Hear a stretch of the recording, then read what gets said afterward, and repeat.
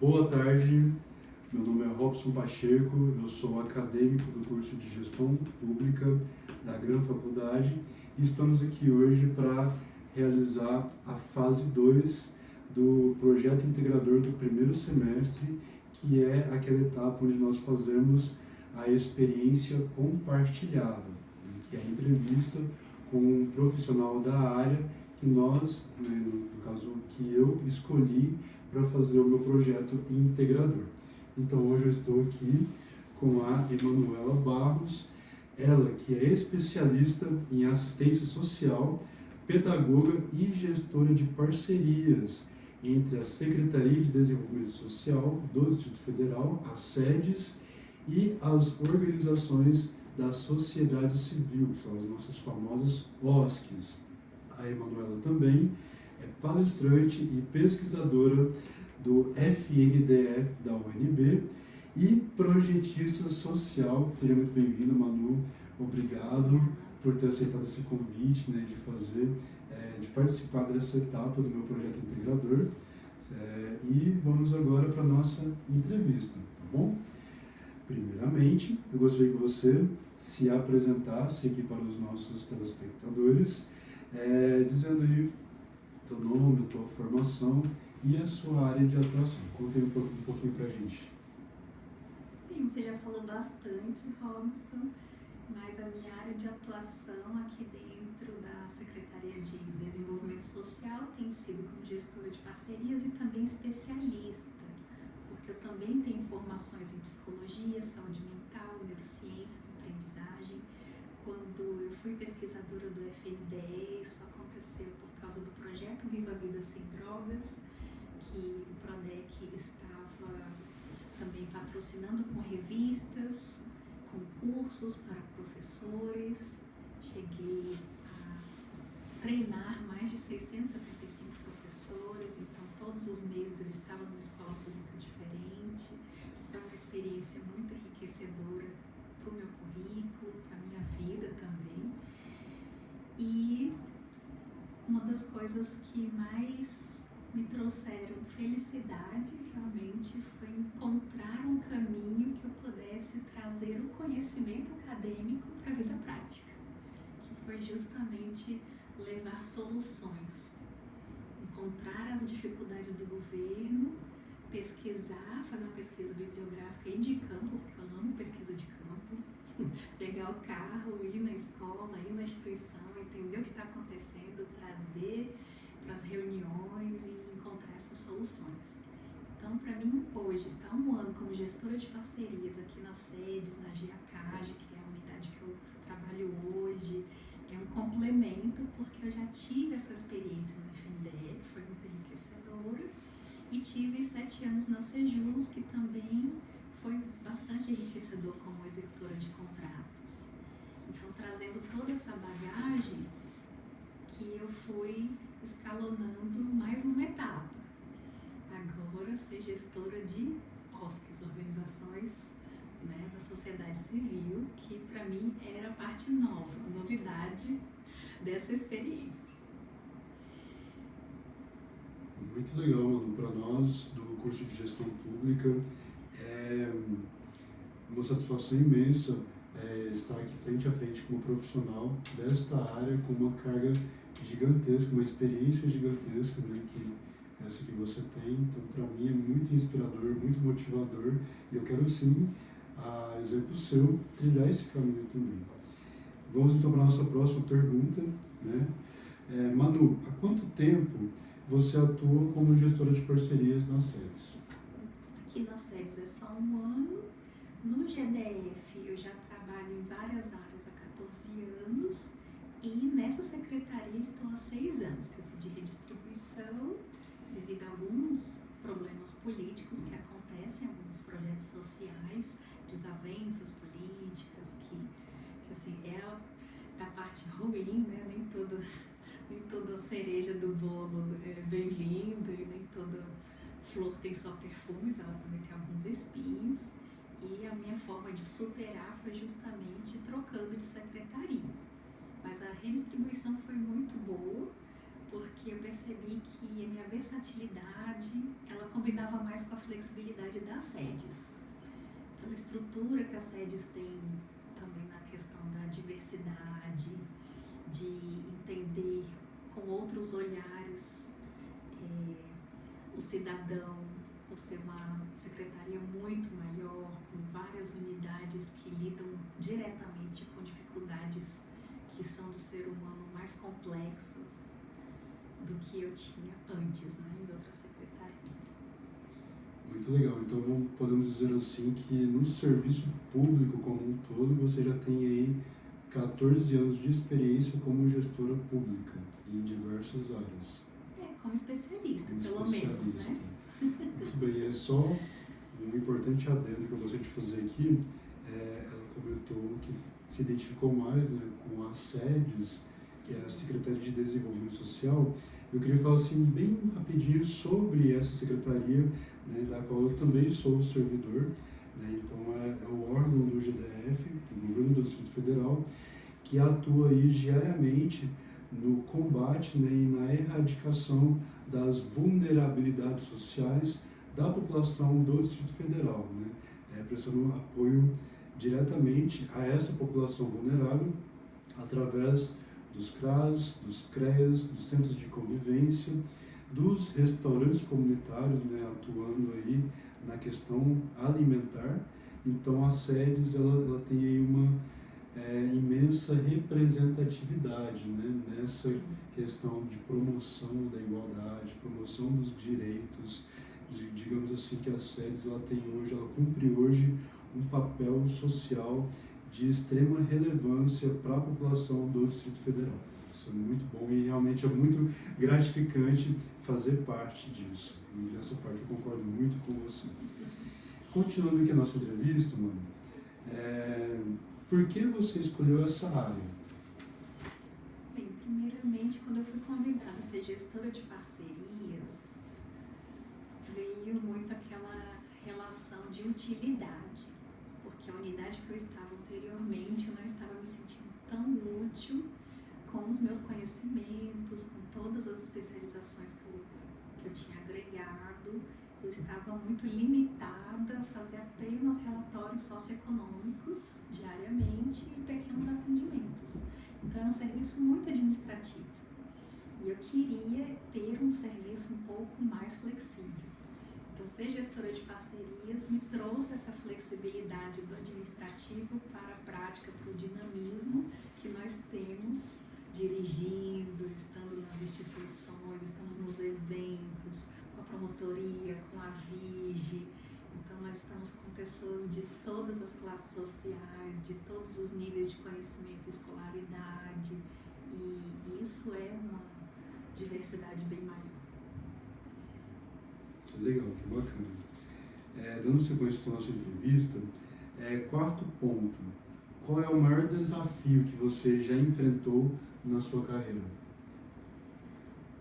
Bem, esse desafio de ser gestora de parcerias me trouxe um grande propósito de apropriação dos conceitos legais, porque eu tive um adoecimento anterior e eu precisei cuidar muito da minha saúde mental, então memorizar as leis, os decretos, as portarias, entender como que a teoria ia funcionar na prática, os impactos para as minhas OSCs, os impactos para o objeto, que no meu caso o objeto são bebês, crianças e adolescentes, é bem grave.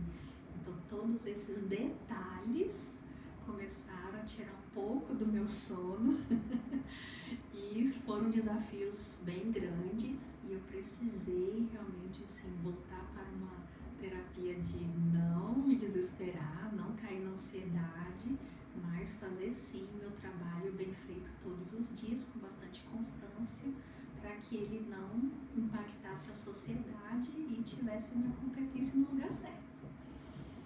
Excelente, realmente é um trabalho de muita responsabilidade e pode botar a lei nessa experiência aí, né? Porque nós trabalhamos aqui diariamente com uma vasta legislação, né?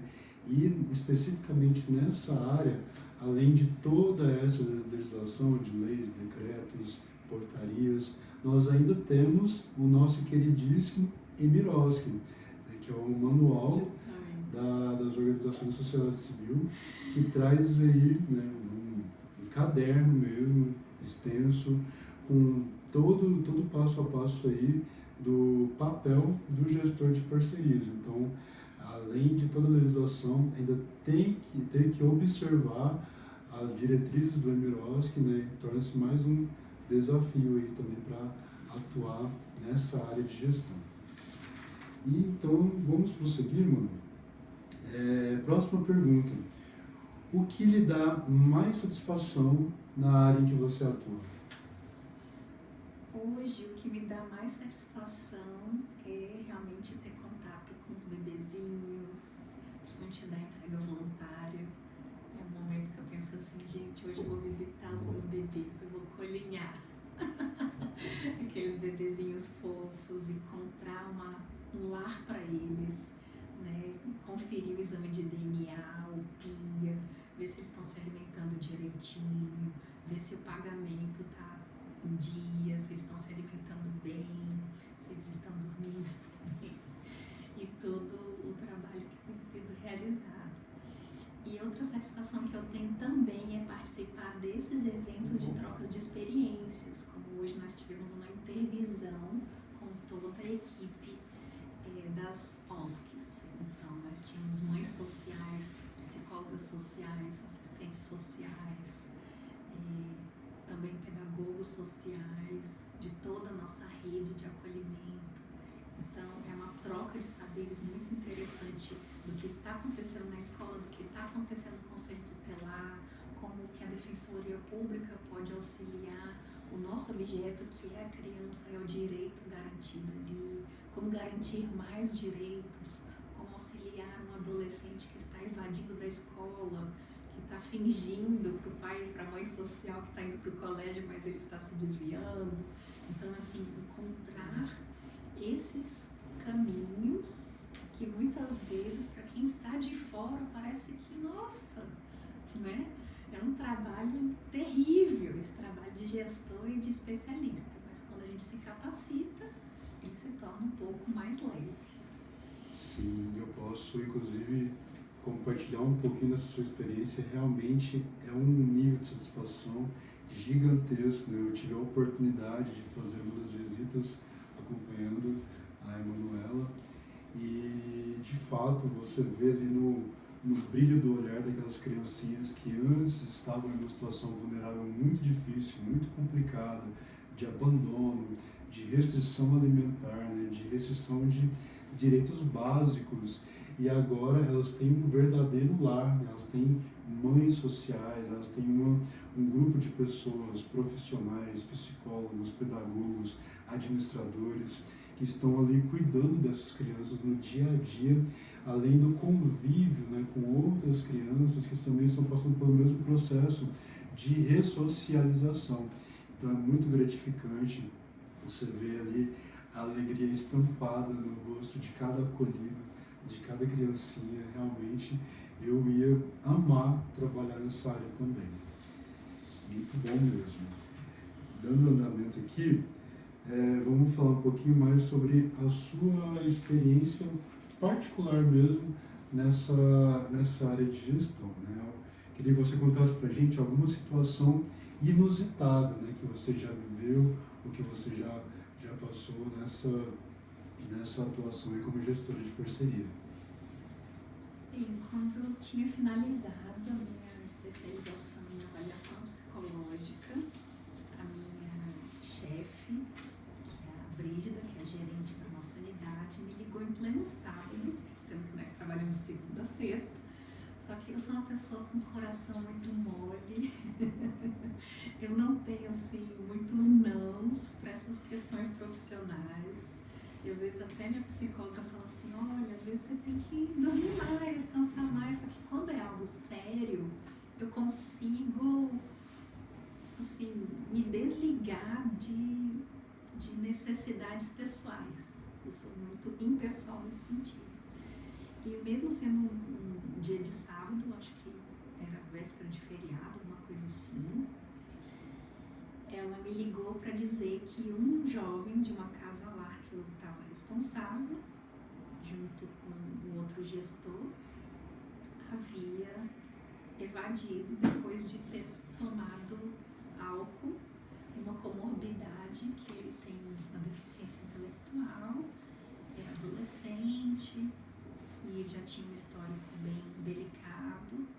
Ele sempre procurava a mãe, ele sempre fugia da casa atrás da mãe, e deram esse álcool para ele na vizinhança, aqueles barzinhos que falam assim, estão aqui uma bebida, a primeira é de graça.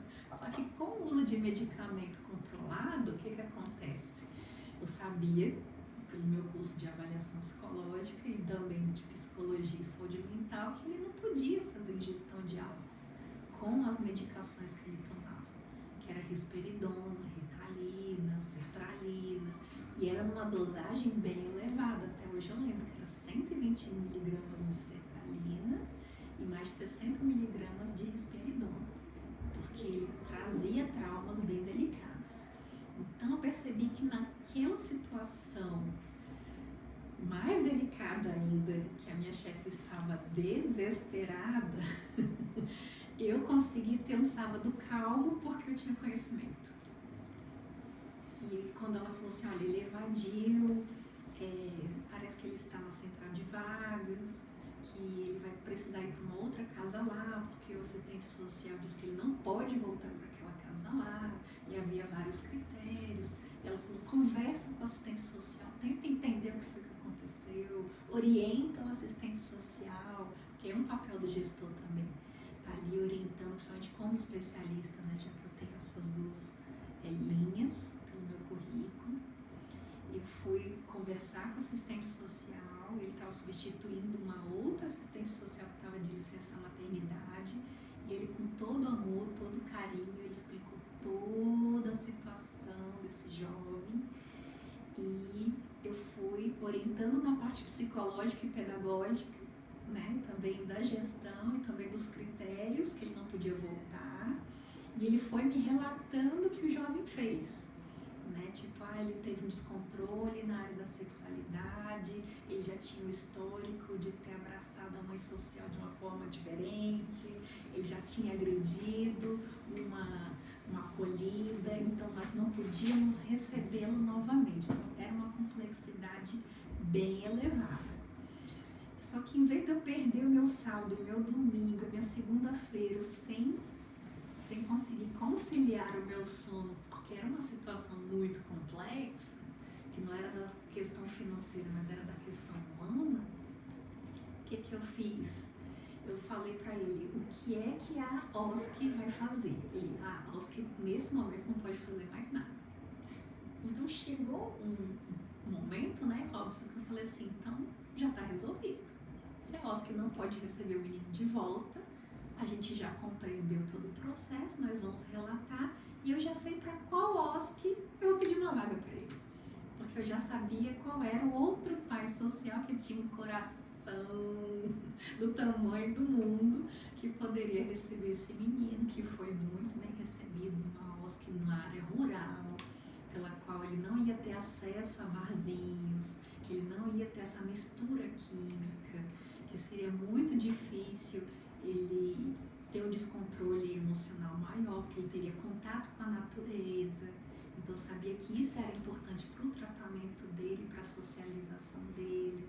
Então foi muito bom, porque eu consegui conversar no desligamento dele com os profissionais da OSC, que estava chocada pelo que ele fez, mas eu falei, calma, ele é adolescente, isso acontece, né? Entender que a adolescência é um período de mudanças hormonais e psicológicas, e tá tudo certo, né? Então, como especialista, eu consegui orientar essa parte, e eu percebi que tudo que eu estudei, quase 7 especializações, juntando todos os certificados, se encaixou. Né? Então, assim, eu consegui ter sábado, sair, descansei, curti meu filho, né? E sem a preocupação que a minha chefe estava. E eu falei, olha, eu vou fazer a visita lá, se for necessário, vejo o que ocorreu. E realmente, quando eu fui fazer a visita, Ele não tinha destruído uma cômoda e uma beliche. Só que não foi do tamanho da encrenca que se imaginava. Coisa de adolescente, né? A gente pensa assim, nossa, quebrou a casa. Não era aquela quebradeira toda, né? Foi um pequeno descontrole. Mas na hora que você vê, né, um adolescente especial, bêbado, você às vezes cria uma situação, um problema que é maior do que o próprio problema. E quando você tem mais especializações, quando você estuda mais, quando você tem uma expertise profissional diferenciada, você diminui a emoção e você vai para a razão. Que o problema não é tão grande assim, é só uma questão de adaptação emocional. O problema parecia muito grande, mas na verdade ele era só isso aqui. E foi resolvido, né? Em poucos meses foi resolvido. E ele hoje já está até desligado dessas duas Oscars, ele já tem uma vida comum, ele já está, inclusive, morando com o irmão. Então foi tudo solucionado com tranquilidade, sem traumatizar o adolescente. Muito legal, olha aí que experiência maravilhosa, né, relatada pela nossa entrevistada de hoje, de uma situação bem inusitada, né, triste, né, inclusive, complicada, né, seus níveis aí de complexidade social, mas que teve um final feliz, né, que ela conseguiu aí, graças ao seu conhecimento acadêmico, né, a sua formação, as suas habilidades e o seu joguinho de cintura, né, conseguiu aí dar um excelente desfecho dentro da situação, direcionando, encaminhando esse jovem para um acolhimento mais adequado, né, e conseguindo aí compreender ambas as partes. E todo mundo saiu feliz nessa situação aí. Muito bom, obrigado pelo seu relato. E dando novamente andamento aqui, né, com tudo isso, com esse relato todo, com toda essa experiência, que mensagem você gostaria de partilhar com um futuro gestor público ou uma futura gestora pública? Gestores públicos, não menosprezem as capacitações profissionais. E quando você pensar em fazer algo para diminuir o seu imposto de renda, faça especializações, faça mestrado, faça doutorado, porque isso vai agregar valor para essas complexidades. Você vai ter um retorno para você, para a sociedade, vai ser mais útil, vai lhe trazer essa paz que eu senti, né, desse final de semana, que eu não perdi do desespero e que trouxe uma tranquilidade, porque quanto mais você está capacitado, menos você se sente verdadeiramente trabalhando, porque você compreende a complexidade de uma forma muito mais leve. É a dica que eu dou para todos vocês: continuem estudando, continuem a nadar, como é aquela musiquinha. Parar jamais, né? Estagnar nunca. Sempre. Muito obrigado pela sua dica, ó. E fica a dica aí, futuros gestores e gestoras de parceria e do serviço público como um todo, né? Invistam em capacitação, invistam em formação acadêmica, invistam em conhecimento, porque essa é a única riqueza que ninguém é capaz de tirar da gente. Muito bem. Só para a gente finalizar então, Manu, que entrevista fantástica, quanta experiência, quanto conhecimento, né? Quanto conteúdo, né? Em poucos minutos você conseguiu passar aqui para a gente. E eu gostaria de te perguntar qual é o segredo, né, para uma mulher tão jovem já ter toda essa carga aí acadêmica, profissional, toda essa experiência, tantos cursos, formações, especializações. Qual que é o segredo para a gente alcançar esse mesmo nível aí de formação e conhecimento? Olha, eu acho que o meu segredo sempre foi disciplina, porque eu tive meu primeiro emprego, que era um estágio do CIE na época, e eu fui trabalhar logo com uma engenheira do ITA e um engenheiro elétrico. E eu pensava, nossa, eu achava eles tão sensacionais, como que eu seria um dia uma profissional tão qualificada como eles? Eu estava justamente no meu último ano de pedagogia, estagiando como secretária deles, e eu tinha que fazer a agenda. E hoje eu tenho conhecimento de alguns livros, inclusive tem um livro chamado Poder de Agenda, que fala sobre essa questão da disciplina e da administração do tempo. Então, quando você sabe administrar bem o seu tempo, você vai ter o tempo para dormir, o tempo para comer, o tempo para aquilo que é prioridade. E meu primeiro chefe que me orientou muito sobre isso, que foi o Dr. Eduardo, ele falava assim: primeiro as primeiras coisas, o que é prioridade hoje.